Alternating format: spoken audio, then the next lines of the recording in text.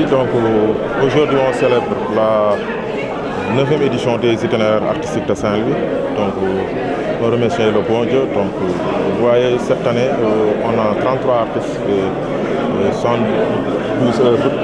On a aussi des mentors invités comme nos doyens, comme Baïmouké Traoré, Djibril André Diop et le doyen Adama Sylla.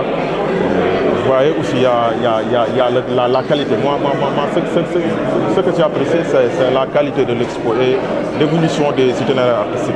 Ça se voit. Donc pour les innovations aussi, il y a des activités, comme des ateliers de formation. Donc vous savez que l'expo c'est du 6 mai au 10 juin. Donc chaque week-end on organise des ateliers de formation, des workshops avec des artistes confirmés. Donc aussi il y a un panel aussi qui est prévu pour cette édition. Oui, donc il y a plusieurs thèmes. Il y a plusieurs thèmes. Donc vous voyez le thème de nos parents lébou. Donc vous voyez, il y a beaucoup d'artistes qui ont travaillé sur le culture lébou. Et moi aussi je suis gandarien, je suis lébou.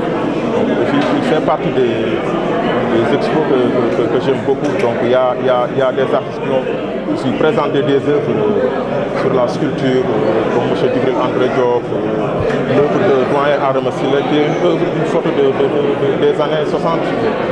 Ibrahima Thiam aussi, il a travaillé sur la culture lébou. Donc vraiment, Babali aussi, il a travaillé sur son thème avec les techniques, et puis surtout les techniques. Moi, c'est ça qui m'intéresse. Quand vous regardez l'expo, vous voyez que les artistes sénégalais ont du talent, vraiment. Ils sont des grands artistes. Moi, personnellement, il fait partie des meilleurs artistes du monde. Oui, vous savez, parce que il y a des artistes qui ont marqué vraiment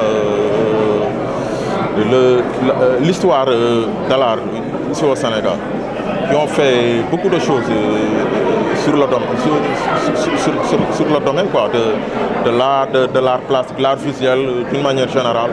Donc c'est bien aussi de les rendre hommage. Nous on est des jeunes, donc on essaie, vous voyez. Donc, et actuellement les itinéraires artistiques font partie de l'agenda culturel national. Donc c'est bien aussi de les rendre des hommages, quoi. Aussi rendre hommage aussi à Feu Al-Fusseini Seydi, qui est un de nos amis, vraiment, donc, qui est décédé en janvier. Donc on lui rend hommage, vraiment. Je suis Omar Diak, je suis directeur de Typic Art Gallery et je suis commissaire de cette exposition pour la 9e fois. Il a demandé le fil conducteur des œuvres sélectionnées. Je pense que le fil conducteur, c'est uniquement la qualité. La qualité et la pertinence des œuvres qui ont été présentées. Je suis très content de constater que d'année en année, les œuvres sont de plus en plus respectueuses, je veux dire. Les artistes font beaucoup d'attention au choix du matériel et à la préparation de la toile quand il s'agit des tableaux et tout. Il y a une seule œuvre qui nous est arrivée sans un bon châssis et l'œuvre a été automatiquement écartée de l'exposition. Donc c'est ça aussi qui fait que vous avez une aussi belle exposition. Et je pense que la grande innovation cette année, c'est qu'il y a une présence très forte des photographes. Certains nous ont présenté des œuvres réalisées à partir de drones, d'autres sont restés beaucoup plus traditionnels, mais la qualité est toujours là. Toujours le fil conducteur, c'est la qualité. Donc voilà, de manière très ramassée, ce qui nous a guidés dans la sélection de ces œuvres. Il n'y a pas de parti pris. Il n'y a pas de... C'est pas parce qu'ils sont de Saint-Louis qu'ils ont été sélectionnés et tout. S'ils sont sélectionnés, c'est que leurs œuvres valaient la peine d'être retenues. Il faut que ça soit clair et bien entendu par tout le monde. Merci.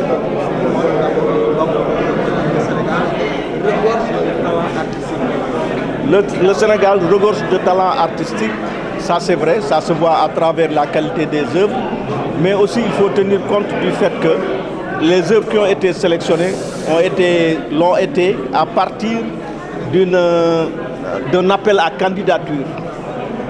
Il y a eu beaucoup d'œuvres beaucoup de candidatures qui sont venus de l'extérieur. n'est-ce pas? Faute de temps, certaines n'ont pas été retenues. Mais pour revenir à la qualité des œuvres des artistes sénégalais, je pense que ça ne date pas d'aujourd'hui. Moi, j'ai beaucoup d'amis étrangers qui arrivent à Dakar et qui me disent, après avoir visité l'École nationale des arts, mais explique-nous, comment faites-vous pour avoir d'aussi belles œuvres? Je n'ai pas la réponse. Voilà.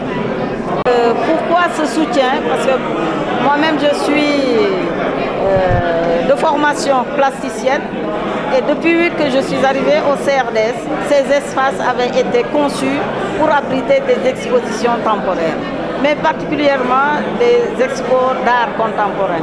Et c'est avec un grand plaisir, depuis 9 ans, on est à la 9e édition, qu'on reçoit les artistes et il faut se dire que ce n'est pas uniquement des Saint-Louisiens ou des Sénégalais. Il y a même des étrangers, parmi des Gambiens, des Mauritaniens, etc.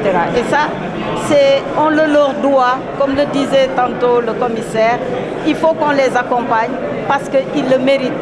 On se rend compte que d'année en année, chaque fois les œuvres sont encore plus belles et c'est avec un réel plaisir que le CRDS les accompagne, que les CRDS les reçoivent et surtout autour de ce qui est art plastique, qu'on puisse aussi former des plasticiens par rapport au domaine relatif au droit à l'image, relatif aux droits d'auteur, aux droits voisins et surtout les ateliers d'animation aussi pour les enfants, que les gens se sentent à l'aise pour venir participer aux activités du CRDS parce que ça fait partie de nos missions de recueillir tout un chacun dans ce lieu de savoir, dans ce lieu de recherche, mais surtout ce lieu de partage du patrimoine qui nous rassemble.